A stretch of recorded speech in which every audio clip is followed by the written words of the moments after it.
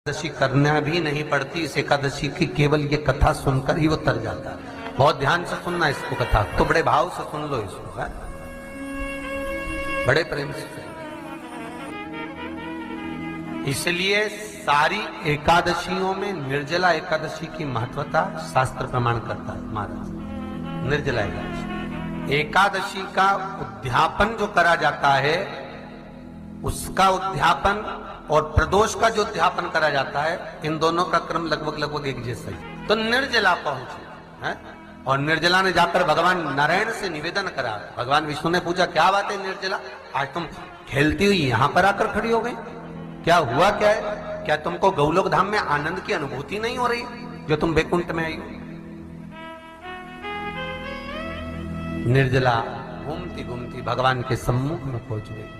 भगवान ने पूछ रहे हैं, बार बार पूछा, निर्जला हुआ क्या तुमको?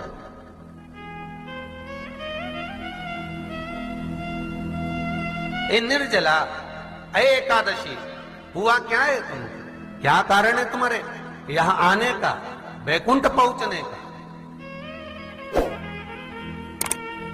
बहुत ध्यान देना महाराज। शास्त्र कहता है सोमवार, मंगलवार, बुधवार, गुरुवार, शुक्रवार, शनिवार, ये देवता वो देवता सबके व्रत कर लो, सारे व्रत कर लो, पर ये व्रत आपको परमात्मा के धाम तक लेकर नहीं जा सकते, क्योंकि इनका जो पुण्य है वो मृत्यु लोक में आप थोड़ा सा भी व्रत करते हैं तो पुण्य समाप्त हो जाता है।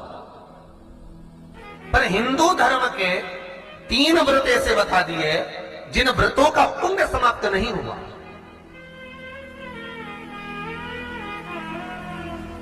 हिंदू धर्म के 3 व्रत ऐसे हो गए जिनका पुण्य समाप्त नहीं हुआ महाराज, जिनका पुण्य प्रबलता में बढ़ता गया। पहले नंबर पर एकादशी, दूसरे नंबर पर प्रदोष, और तीसरे नंबर पर शिवरात्रि। एकादशी भी 26 है तो प्रदोष भी जम के बोलते जाओ 26 है, शिवरात्रि केवल 12, केवल 12, और अगर अधिक मास की पड़ जावे तो ये 13, पर अधिक की आय सो 13 है। तो यहां शास्त्र कह रहा है कि 3 व्रत हमारे यहाँ जिनका पुण्य समाप्त नहीं हुआ, जिनका पुण्य प्रबल हुआ, बड़ा, इसलिए आज भी माता एकादशी का व्रत करती है। और एकादशी का व्रत कर कर अगर कोई जीवात्मा को देते हैं, कोई मर भी गया तो उसको एकादशी का दान देते हैं। एकादशी का उसको दान दिया है। महाराज निर्जला खड़ी है, पूछा क्यों आई है, क्या कारण? निर्जला आई तब लक्ष्मी मैया उठकर निर्जला के करीब में गई। निर्जला बहुत सरल थी निर्जला।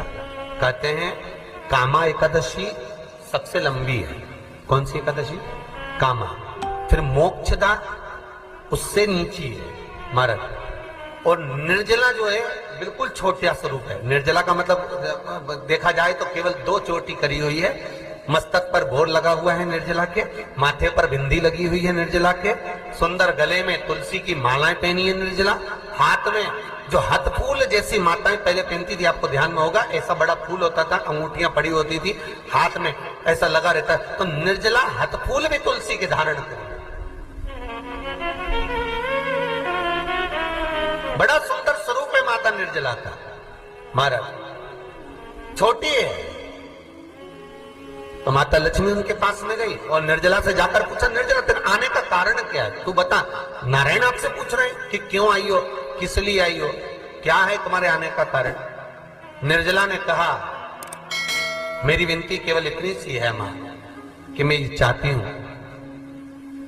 कि मैं जीव के प्राण छूटने के बाद उसके प्राणों को जिस समय मैं लेकर जीवात्मा के प्राणों को परमात्मा तक भेजूं, बैकुंठ तक भेजूं, गौलोक धाम तक भेजूं, उस बीच में मुझे ले जाते समय कई नरक भी बीच में पड़ेंगे, कई स्थान ऐसे बैतरणी आदि का स्थान बीच में आएंगे, तो वो स्थान में मुझे रोका ना जाए,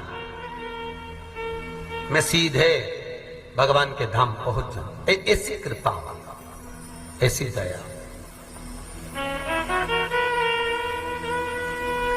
जितनी भी माताएं एकादशी का व्रत करती, बहुत ध्यान से सुनना आज की कथा को।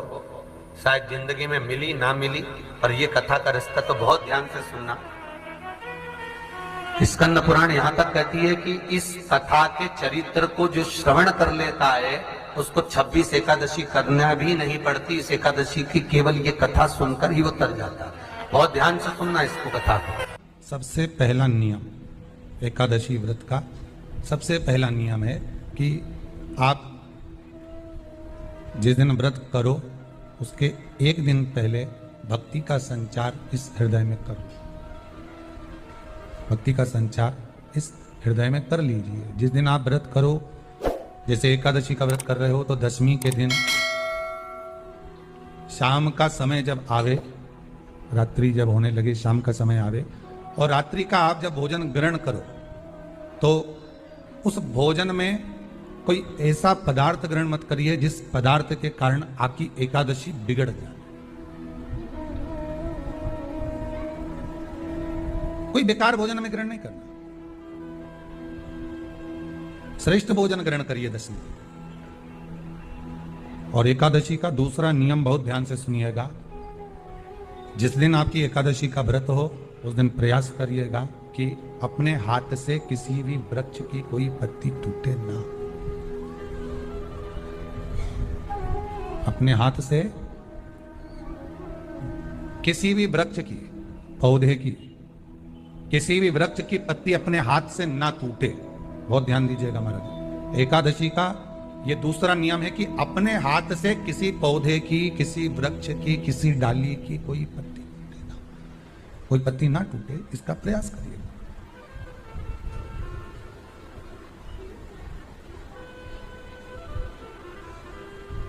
कितना सुंदर व्याख्यान कहा है, कितना सुंदर वर्णन है महाराज कि मात्र एकादशी का व्रत कर लेने पर, मात्र एकादशी का व्रत कर लेने पर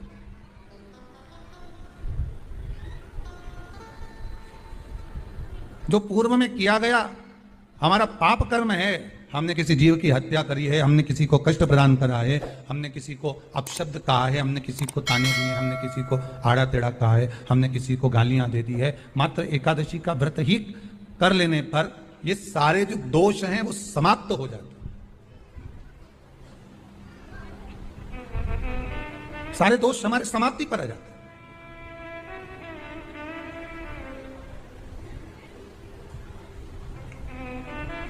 अब एक विचार करिएगा थोड़ा सा अपने मन में, अपने चित्त में, अपनी वृत्ति में एक बात उतारिएगा। एक अपने मन में एक बात को उतार कर रखिएगा कि आप अपने पाप को, अपने पाप कर्म को जिस दिन क्षीण करने वाले हो, समाप्त करने वाले हो, अपने पाप को आप जिस दिन समाप्ति पर लेकर जा रहे हो तो उसके एक दिन पहले आपको प्रसन्नता होना चाहिए कि नहीं होना चाहिए कि कल मेरा पाप कटने वाला है, कल मेरा पाप समाप्त होने वाला है। जो मैंने पाप कर्म करा है वो समाप्त होगा, जो मैंने पाप कर्म करा है वो कल समाप्त हो जाएगा। तो एक दिन पहले आपके चेहरे पर प्रसन्नता होगी ना होगी?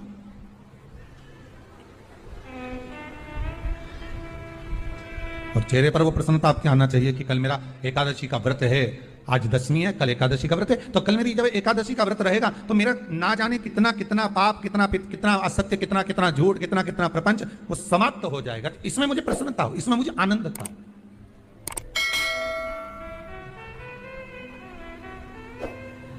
तो क्या कहा गया कि प्रयास करिएगा कि एकादशी के दिन कोई वृक्ष की, कोई डाली की, कोई कोपल की कोई पत्ती ना तोड़ी जाए। क्यों? तो कहा अगर उस पत्ती को हम तोड़ देते हैं, वृक्ष की पत्ती को या क्यारे में लगी हुई कोई डाली की पत्ती को हम तोड़ देते हैं तो एकादशी का पुण्य फल प्राप्त नहीं होता। एकादशी का कोई फल हमारे खाते में नहीं जाता, पुण्य फल प्राप्त। अब फिर भले तुम, चाहे तुमने मोरधन खाया हो, चाहे तुमने फिर चिप्स खाई हो, चाहे तुमने फिर व्रत का कितना ही सामान खा गए और तुमने सोचा कि आज मेरी एकादशी है, तो फिर उसका कोई फल प्राप्त नहीं है, उसका कोई सुख प्राप्त नहीं है आपको। फिर